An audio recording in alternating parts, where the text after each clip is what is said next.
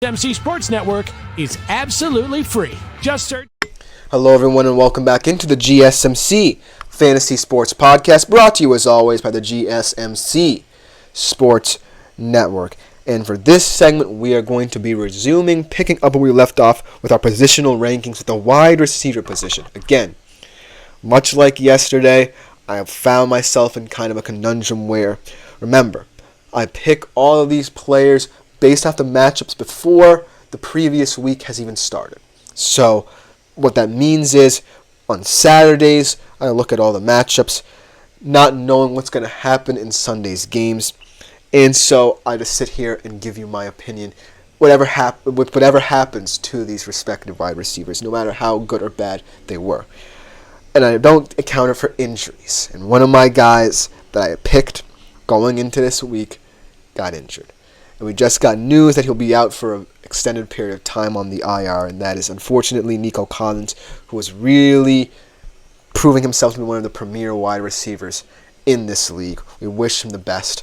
Hope for a speedy recovery for him because he truly is an incredible player for that Houston Texans offense. But alas, it is what it is, and we must move on with this segment. So without further ado, I will give you now the 3 wide receivers that I feel alternate matchups. And this is just a weird week in terms of wide receivers. And we'll talk about this a little bit later with the Shadow Report. But it just feels like a weird week where I couldn't really find matchups that would not necessarily, overwhelming you, quote unquote, win you fantasy games. These are matchups that I feel like are tactical battles and could determine not just on the field results, but how your fantasy week plays out. That's what I always try to do. I try to delineate between how I feel these games will play out on the field, but also how they could impact your personal fantasy team and your personal fantasy stats. So without further ado, let's jump right into this segment. Starting off with the receiver who has seen this segment many times and who I really love and who y'all probably really love at this point in his career, Mike Evans. Another divisional game for the Bucs after a painful one. Last Thursday night feels like a long time ago against the Falcons. And I just feel like, no matter how the Bucs look, Mike Evans always looks like perhaps the best player on the field. And I can't even explain it at this point because when Mike Evans came into this league, he was viewed as a guy who could potentially become, much like he is now, a wide receiver 1, a superstar wide receiver. But he really didn't have many traits that said to people, okay, this guy is a future Hall of Famer. And yet that is where we sit in his 10th year in the league. Mike Evans deserves all the plaudits for what he's done, not just in real life but in fantasy. He might just be perhaps one of, if not the most important, I'll say, not best, because that's a huge kind of scope to lay out here. But he's one of the most important players in fantasy in perhaps the past decade. And I'm not putting that lightly, because I think that, as a wide receiver, most importantly, Mike Evans is someone who week in, week out is perhaps the most important player in your team, depending on whether you draft him or not. And with 23.2 fantasy points versus Atlanta last week, the sky's the limit for him. If Baker continues to play in this way, and this offense is humming and purring, then Mike Evans is going to have another career year. He's going to have another 1,000-yard season, and we're looking at perhaps one of the best wide receiving careers in the history of the NFL. Not many people can say, not even guys like Jerry Rice and Randy Moss can touch the production that Mike Evans has put out. And I love him, especially in divisional games, because no one in the NFC South has a difference maker like Mike Evans. And you can say whatever you want in the comments. Let me know what you think about that statement. But I think no one player in the NFC South is as vital and integral to their team's success than Mike Evans is right now, and has been for them for the past decade. So Mike Evans is always going to be in the discussion to make my personal rankings. But then the next guy, let's talk about one of my personal guys, a guy who I've grown to love in this season in my fantasy team, DJ Moore. going up against perhaps still the worst defense in the league in the Jags. And I know it's a matchups thing. But let's talk about how DJ Moore has really stepped up. I feel like at the start of the season, the reason this offense stagnated was because Caleb Williams was throwing to a wide receiver trio that was while very talented, he didn't necessarily trust because he's a rookie and he didn't know any better. But now we're seeing that having a guy in DJ Moore who has been with the Bears for many years and knows this system, as Shep Easy Sweet Spot says, whoa, Rice and Moss overshadowed by Evans, can't swallow that. I'm going to say that proudly with my chest. I respect Jerry Rice and Moss as legendary wide receivers of the game.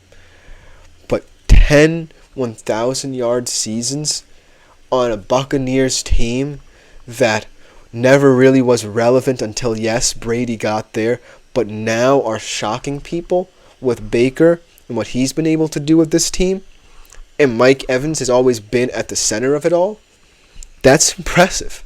Yes, Rice and Moss, in terms of the attention they got, in terms of what they meant for the game, and to having the numbers to back it up, means something, but you can't overlook what Mike Evans has done to propel the Buccaneers into relevancy, most importantly, because, the Vikings were still kind of good in that time, and who knows what they could look like without him, but I still think that's a very good team if you take him away.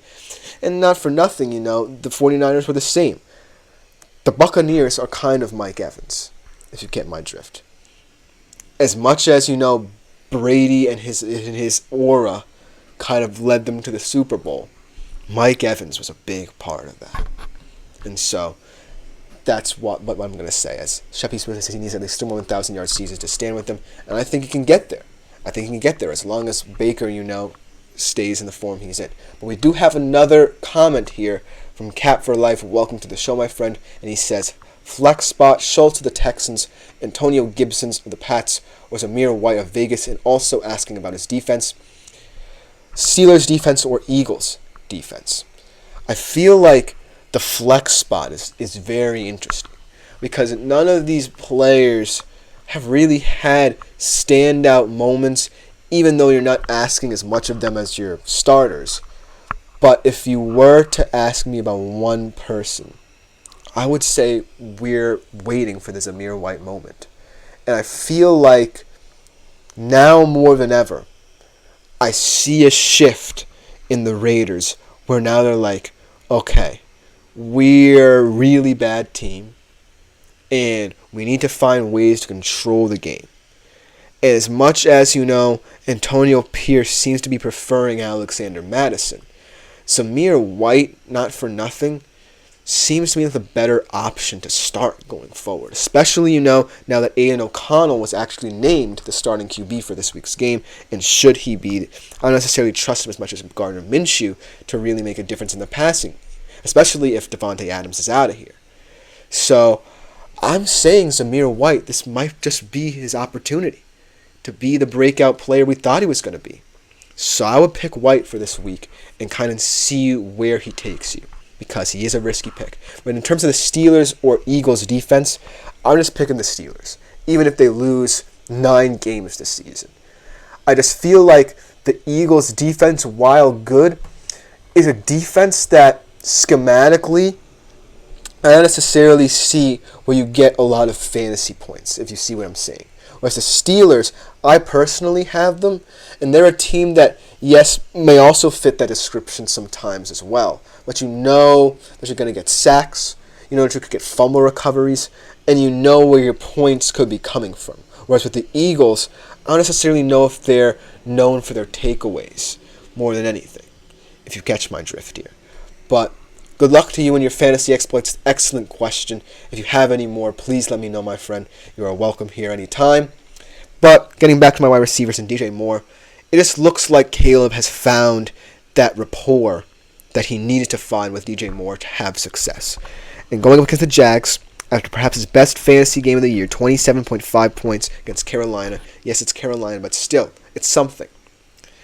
Going against the Jags, I feel like this is the week we finally see the Bears offense we want to, and have wanted to, for weeks and weeks. And because DJ Moore is who he is, I feel like he's going to be the receiver that sets this Bears offense apart. Because it's nice to have guys like Keenan Allen and Rome Odunze is there as well. But DJ Moore is the difference maker and the X factor for getting Caleb Williams comfortable. And that's the most important thing for the Bears going forward. And the last player I want to highlight here is kind of a guy who, week in, week out, you kind of have to monitor. As Cat for Life says, what do I do with Davante Adams? Interesting question as well here, too. Davante Adams, if he goes to the Jets, I don't necessarily know how much of a difference he'll make because they're just so dysfunctional, it feels like, especially with the firing of Saleh and we not knowing who is going to, lead this team going forward. Maybe Aaron Rodgers steps in as the coach because it seems like he has a lot of control, but I digress. Davante Adams just feels like a player wherever he goes, is going to get a lot of attention. But in terms of fantasy, I feel like he's just going to lose a lot of the value he provides if he goes to a team that, needs him, but maybe not be in the best situation to properly implement him mid-season, you know what I mean? Because if the Jets get him, I'm not sure they can alter that much of their offense just to allow for that Rodgers-Adams connection, if you see what I'm saying. So it's a weird one. I would say you kind of toss him into the waiver wire or trade him away because I don't necessarily trust him as much as some other receivers who are either on the rise or we already know are superstars. So he's an interesting player still, but he is kind of someone who you might want to discard and let go by the wayside here now. But Jaden Reed is certainly someone who is definitely going to be interesting going forward because he's a player who I feel like a lot of fantasy managers trust, but you gotta account for that Packers wide receiver room, and you gotta account for the surprising rise of Tucker Kraft. But this week against the Cardinals, in a game that could feel like a shootout at this point, I feel like Jaden Reed is someone who has to be the difference maker, and that's why I choose him. Let me know what you think in the comments. Thank you for all your comments throughout this segment as well. Keep them coming if you have any questions. We now transition to our last quote-unquote skill position group in my positional rankings for this week. With the tight ends, which ones do I think will shine as well in Week 6? We'll be right back after this short break to talk about them.